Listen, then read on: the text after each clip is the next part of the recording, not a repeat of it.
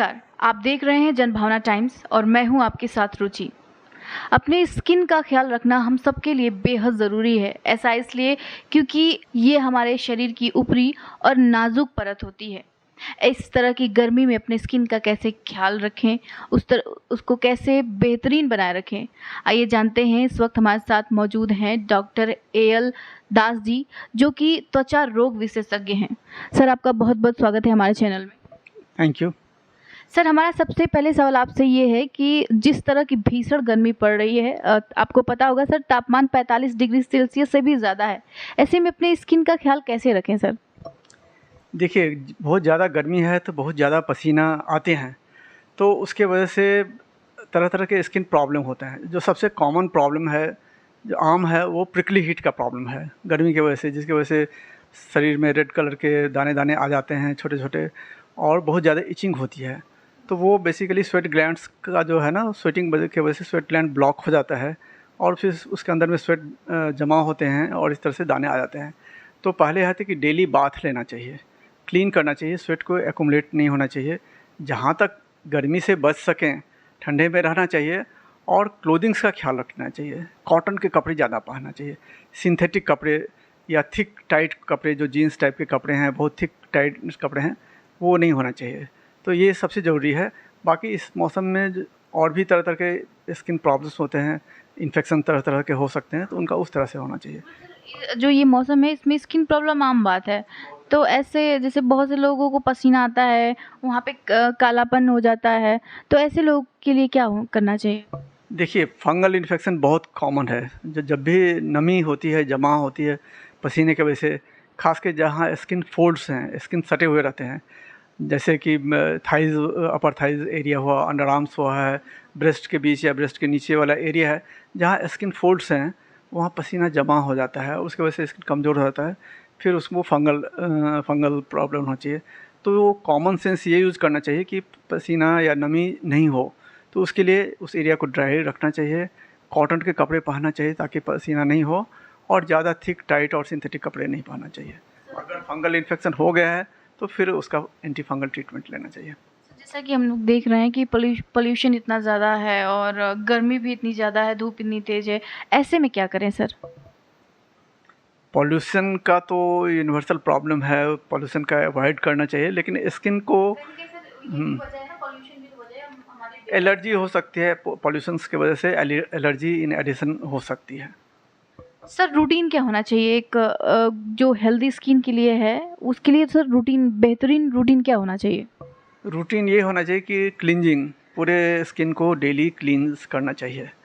बहुत ज़्यादा strong soap use करने की ज़रूरत नहीं है, लेकिन एटलीस्ट प्लेन वाटर से या जेंटल सोप एंड वाटर से डेली वॉश करना चाहिए, और जितना भी स्वेट एक्यूमुलेट नहीं होना चाहिए।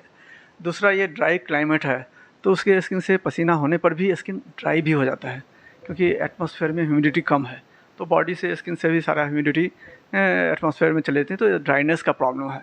तो इसीलिए जब बाथ लेने के बाद स्किन को मॉइस्चराइज भी करना चाहिए। या तो कॉमन कोई भी ऑयल लगा सकते हैं, कोकोनट ऑयल, मस्टर्ड ऑयल, या मॉइस्चराइजर, बॉडी लोशन, कोई भी चीज़ रेगुलर यूज में। सो क्लिनजिंग एंड मॉइस्चराइजर, ये दो चीज़ मस्ट है।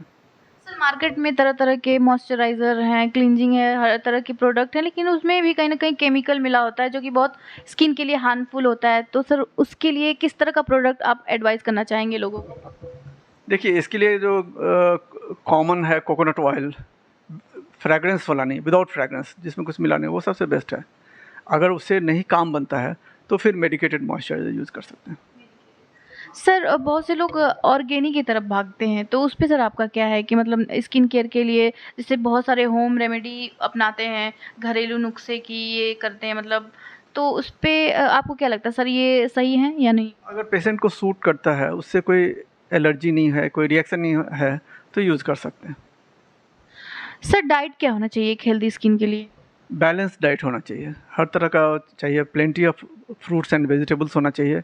और चूँकि इस ड्राई क्लाइमेट है, तो ऐसे फ्रूट्स लेना चाहिए जिसमें वाटर कंटेंट ज़्यादा है।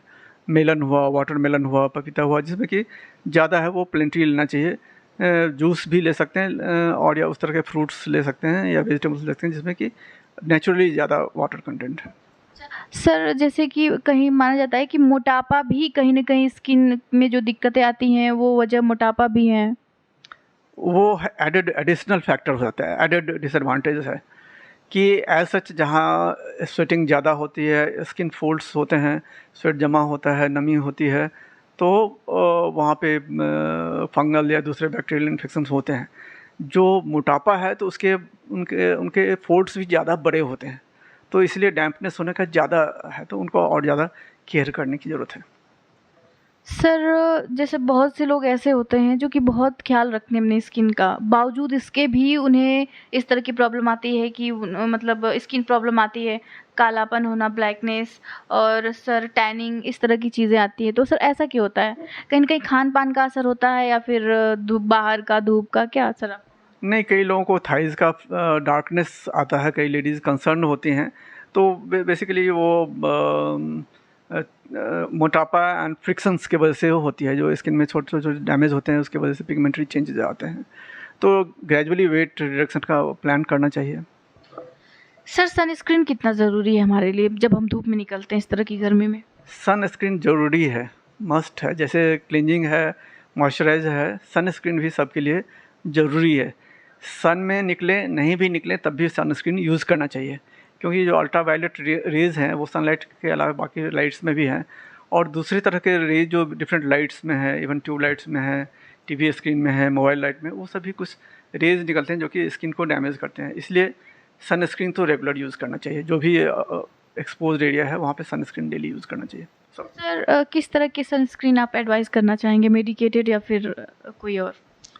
सनस्क्रीन तो मेडिकेटेड ही आता है, मेडिकेटेड ही आता है। बहुत से जैसे ये कॉस्मेटिक की जो कंपनियां हैं वो बनाती हैं सनस्क्रीन। केमिकल बेस्ड ही सनस्क्रीन होता है, कॉस्मेटिक सनस्क्रीन होता है, लेकिन अगर कॉस्मेटिक सनस्क्रीन से असर नहीं होता है तो मेडिकेटेड सनस्क्रीन यूज़ कर सकते हैं।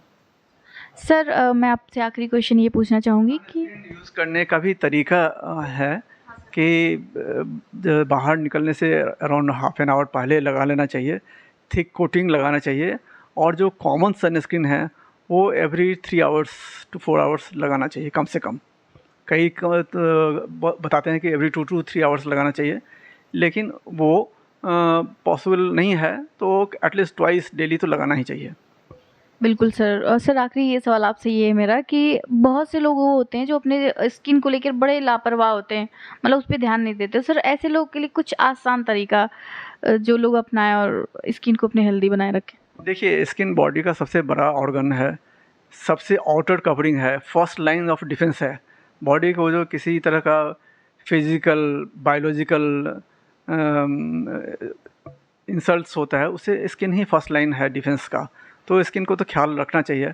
अगर कुछ नहीं केयर कर सकते हैं तो एटलीस्ट डेली अपने बात लें, डेली स्किन को क्लींस करें और डेली मॉइस्चराइज करें, इतना तो करना ही चाहिए।